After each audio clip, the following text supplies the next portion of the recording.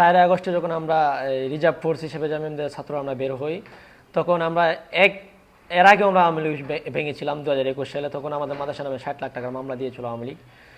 সেটা পুরো না করেই আবারও যখন 2024 সালে আমাদের সুযোগ হয় ফ্যাসিবাদ বিরোধী আন্দোলনে অংশগ্রহণ করার, তখন আবার আমরা ওই আওয়ামী লীগ অফিসে গিয়ে অ্যাটাক করি এবং অ্যাটাক করে আমরা ওটা ভেঙে দিই।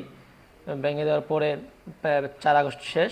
5 আগস্ট যখন আসলো, তখন আমরা সেদিন সারাদিনই সবাই মানে চিন্তা করতেছি যে আমাদের কি সমস্ত স্বাধীন, কিন্তু তারপরে কেন এখনো শেখ হাসিনা কী অবস্থা, ওটা আমরা খোঁজ নিতেছিলাম কোন হাসিনা কী করে না করে।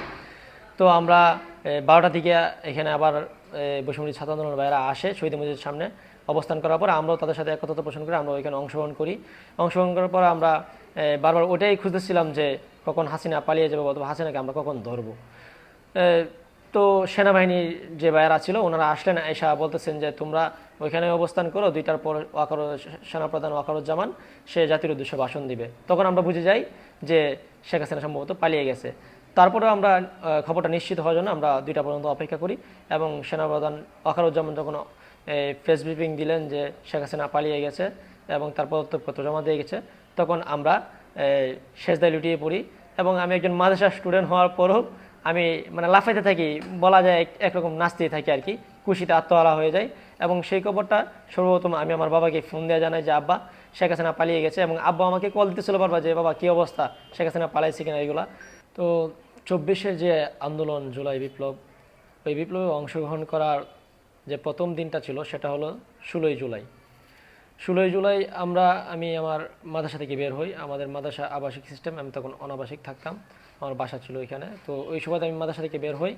বের হওয়ার পর আমি দেখি ইসলামিয়া সুপার মার্কেট থেকে বড় একটা ছাত্রদের মিছিল যাইতেছে আপনার গড়দুয়াল কলেজের দিকে। তো আমরা শুনছি ওইখানে নাকি আমাদের ছাত্র ভাইদের উপর অ্যাটাক হয়েছে।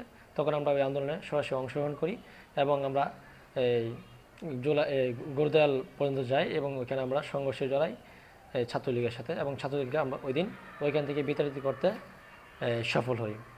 তো এরপরেই ওই দিনে আসলে আমার যে অংশগ্রহণ করার বিষয়টা ওইটা আমার অনেক ভালো লাগছিল, কারণ দেশের জন্য আমি এই আন্দোলনে নামছিলাম। তো 18 জুলাই আমাদের ছাত্র ভাইরা, আমাদের মাদ্রাসার ছাত্র ভাইরা ওই জেনারেল ভাইদের সাথে আহত হয় কিশোরগঞ্জ। এরপরে আরও আমার ভিতরে খুব জাগে যে আমি হাসিনার বিরুদ্ধে আমি আন্দোলন করবই। এবং 2022 সালে আমার বাবাকে যখন গ্রেপ্তার করে মিথ্যা মামলায়, ওইটাও আমার মাথায় জেগে ওঠে যে আসলে শেখ হাসিনা তো এটা ফ্যাসিস্ট এবং স্বৈরাচার। সেই সুবাদে আমি আন্দোলন চালিয়ে যাচ্ছিলাম। তো 19শে জুলাই সারা দেশে কারফিউ জারি ছিল, সেনাবাহিনী পুরা আপনার রাইফেল নিয়ে ওরা দাঁড়িয়েছিল, 144 ধারা জারি ছিল যেহেতু।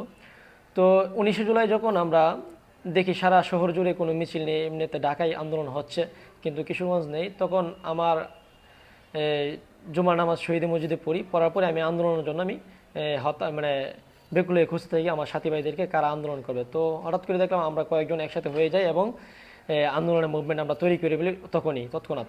তো আমরা শহীদ মসজিদ থেকেই আমরা আমাদের মিছিল বের করি 40-50 জনের মতো মুসল্লি নিয়ে। আমরা চলতে থাকি, আন্দোলন চালাতে থাকি। যাইতে যাইতে আমরা যখন মডেল থানার সামনে যাই, তখন পুলিশের বড় একটা স্টাফ পাই, আমরা টিম পাই। ওইখানে টিম পাওয়ার পরে আমরা তাদেরকে বোয়া বোয়া স্লোগান দিতে থাকি এবং লজ্জা লজ্জা এগুলো বলতে থাকি। তো পুলিশ আর কোনো প্রতিক্রিয়া দেখায় নাই।